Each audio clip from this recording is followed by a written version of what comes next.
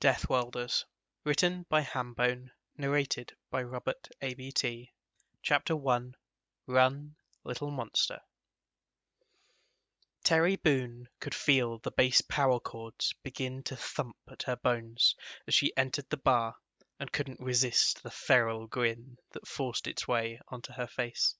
It was exactly her kind of song. For that matter, Afterburner was exactly her kind of bar.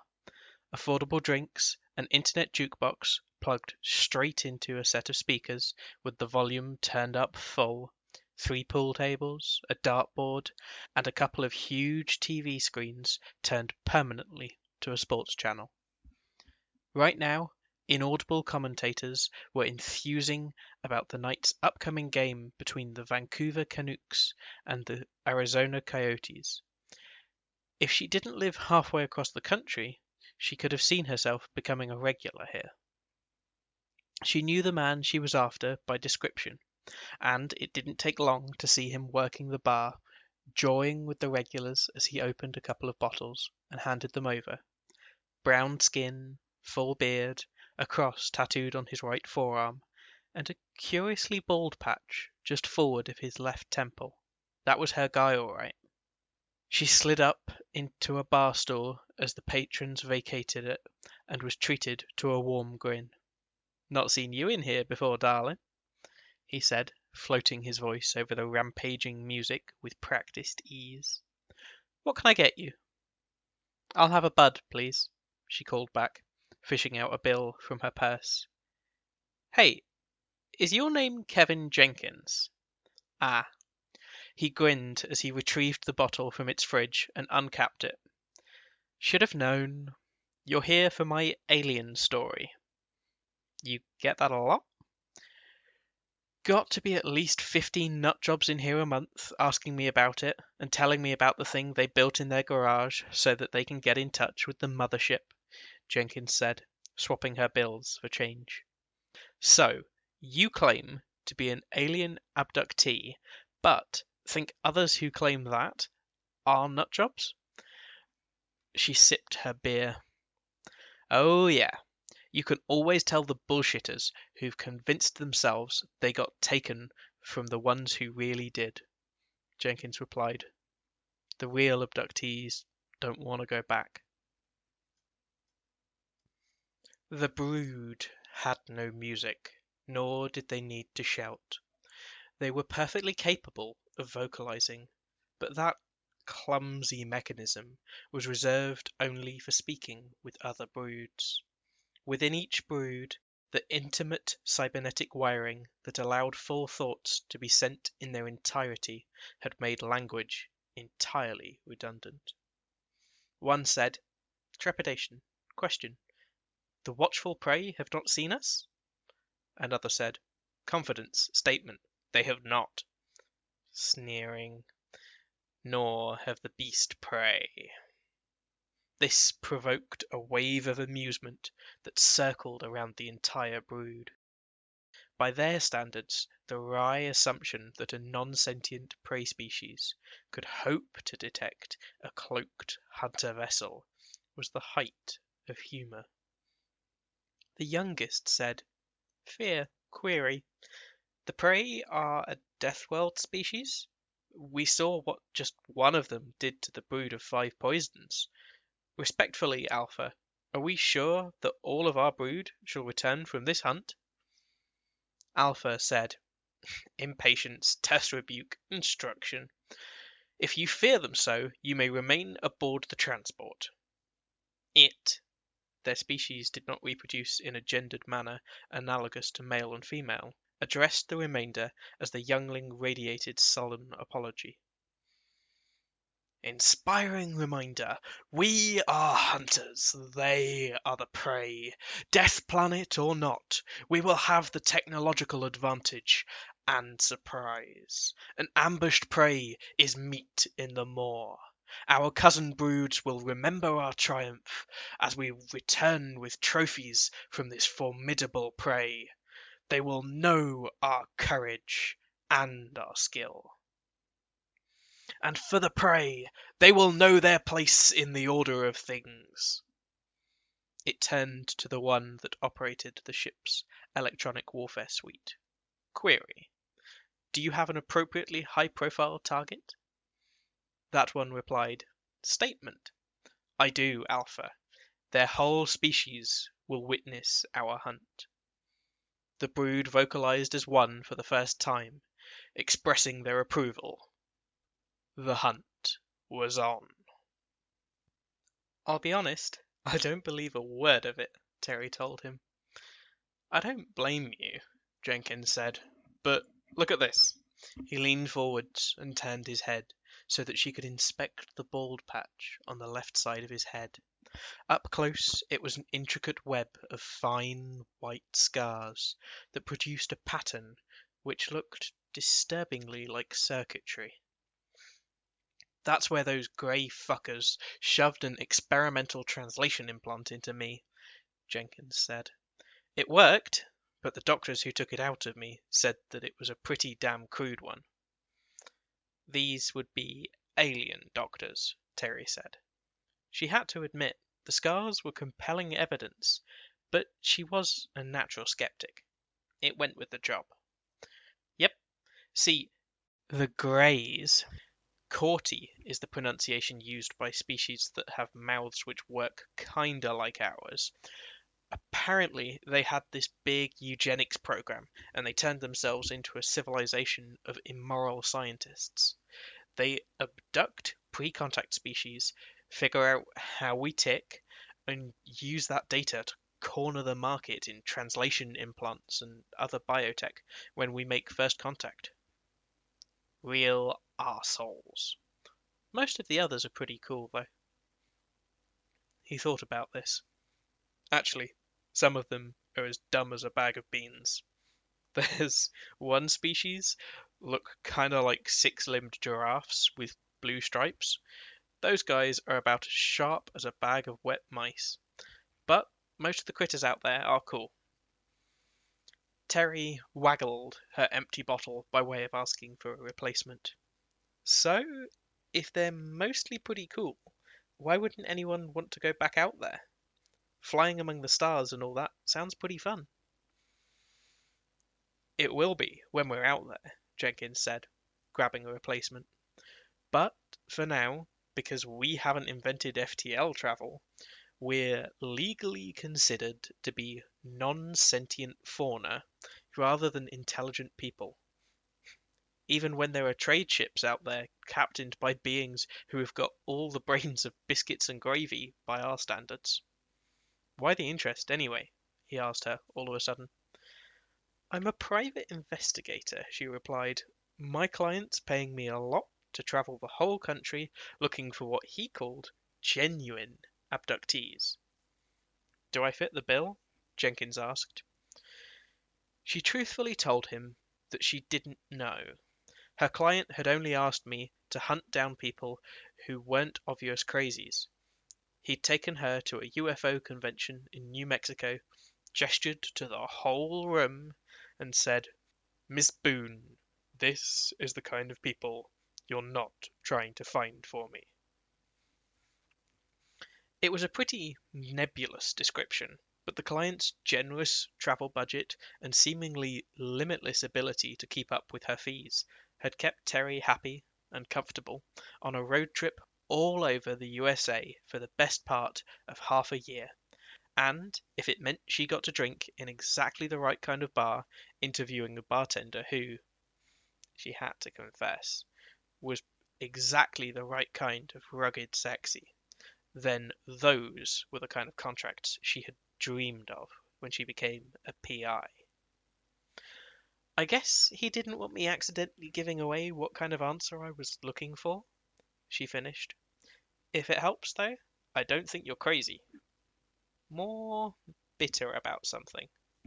Jenkins laughed. Yeah, Kirk said pretty much the same thing. Kirk? Oh yeah, the coolest guy out there.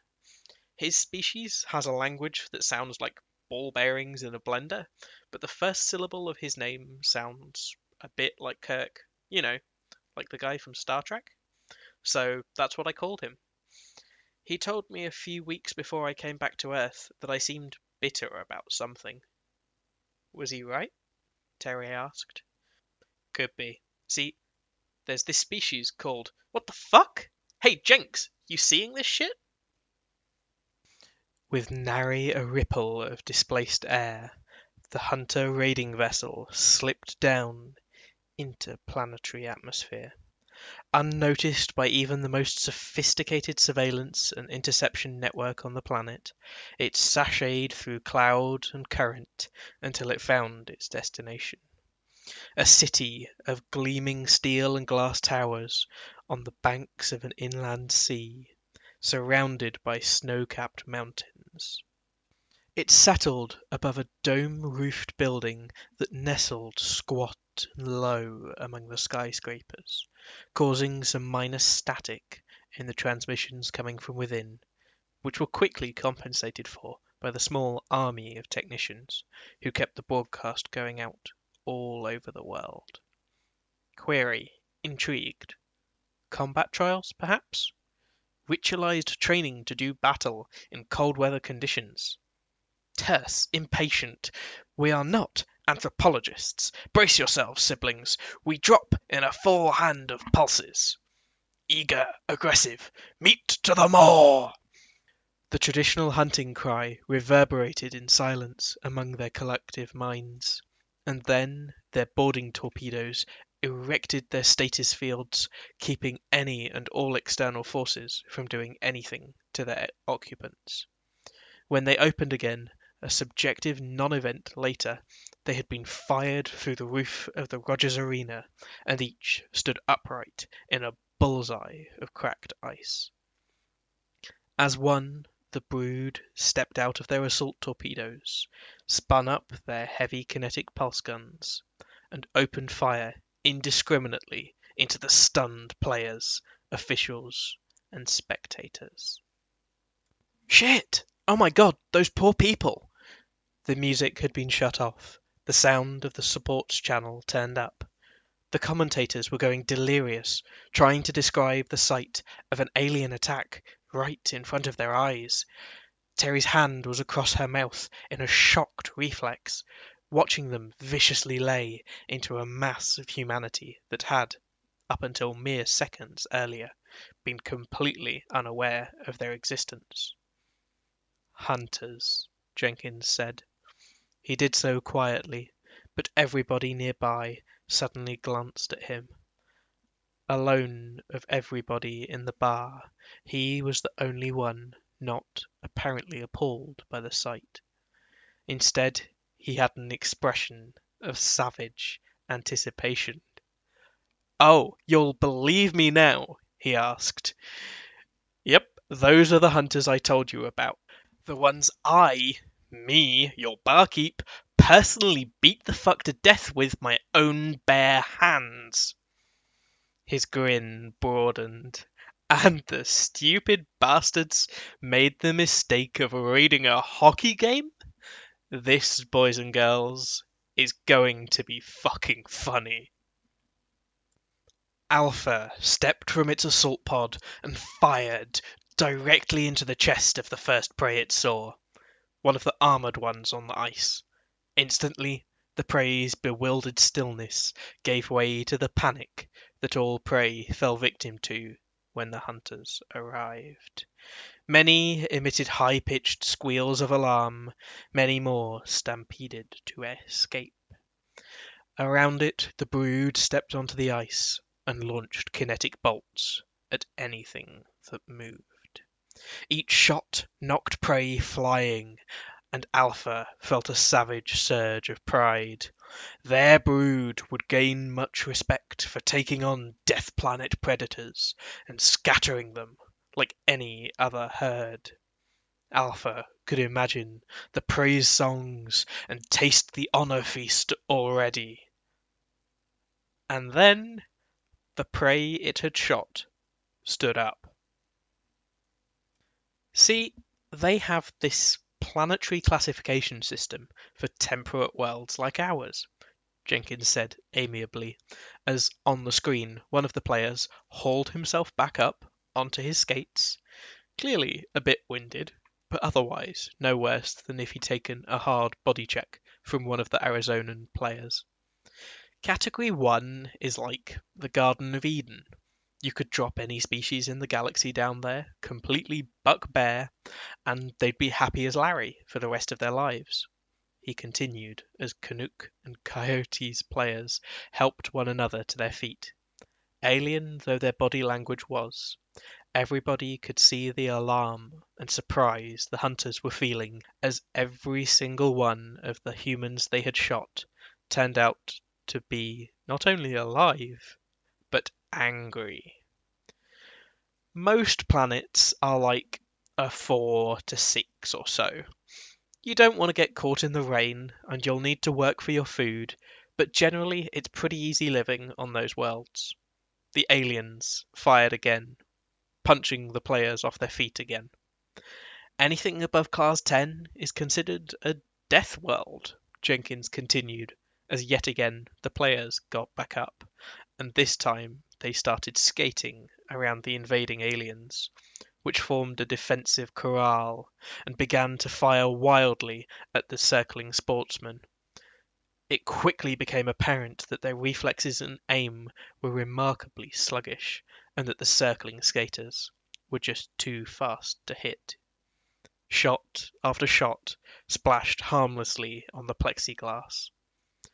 At first, the people behind the barrier cowered, but that plexiglass was rated to a much higher resilience than even the heaviest kinetic pulse fire. It didn't take long for the cowering fans to realize this and begin to chant, "Kick their ass! Kick their ass!" Jenkins went on, raising his voice slightly above the swelling, bloodthirsty chant. Deathworlders have things like high gravity, poisonous plants, and critters, lots of carnivores, nasty little microorganisms, natural disasters like earthquakes or volcanoes, acid rain, high background radiation, stuff like that. Like I said, a death world is everything Class 10 or above, and anything that evolves there is supposed to be really goddamn dangerous. By now, on TV, the crowd were roaring at full volume, "Kick their ass! Kick their ass!" Alpha broadcast.